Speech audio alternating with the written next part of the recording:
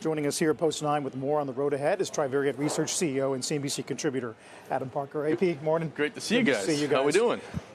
Good. Do you think this China rally is sustainable? I think there's legs to it. I think if you're a generalist portfolio manager trying to beat the S&P 500 and you work at a big asset manager, you probably bought something last week.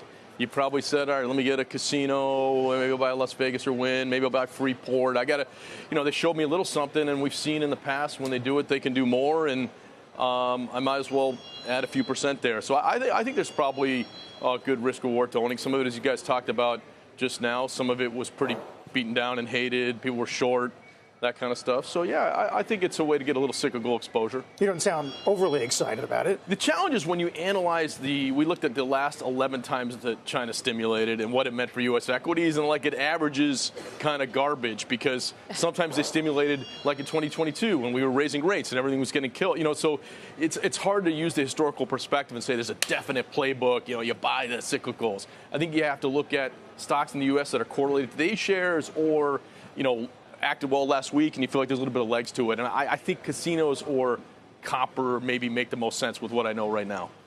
How about this notion that, we're entering a little better seasonality. Yeah. But this overall notion that near-term chop, medium-term upside. Do you agree?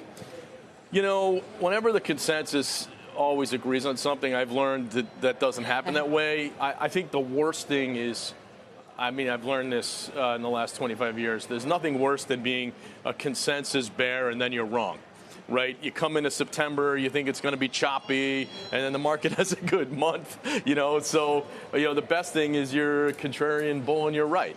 So I think everyone thinks it's going to be choppy. Look, I don't see how October earnings are going to be great. I don't see how we're going to get a lot of guidance up. The Q4 numbers are for more than normal seasonal hockey stick in there. So there's a lot that these companies need to tell you. And you're seeing some, I would say, real companies, FedEx, like ones that have broader implications, tell you things are slowing. Stellantis, I should say, it's not a real company. It's got real dollars in revenue. So there's enough out there to say, I know it's slowing. The question is, will people care? So what we wrote a couple weeks ago is 90% chance numbers come lower, 10% they come up, 50-50 whether the stock market goes up or not, because I think people are going to see through to the possibility of a better 2025. What about election risk, which I started talking about? This idea. I heard you. I was surprised you're talking. Why today? Well, we got a lot of wood to chop. We have a VP debate tomorrow. You think that's going to? I think it's a VP debate. Yeah. Yeah. I can't think. No, I don't care. I'm looking forward to it. I don't care. I would like to know. I don't care. How these people. I don't care. But your clients don't care? No. Really? I talk to, what I do all day, right? I talk to institutional investors who run giant portfolios. Nobody is going to say I'm really thinking about the VP debate in terms of how I position my portfolio. Not the VP debate, but the overall election risk policies like tariffs, totally. higher taxes. I think, look, it is really hard to position a portfolio right now for what's going to happen on November 5th, even if we know anything on November 5th.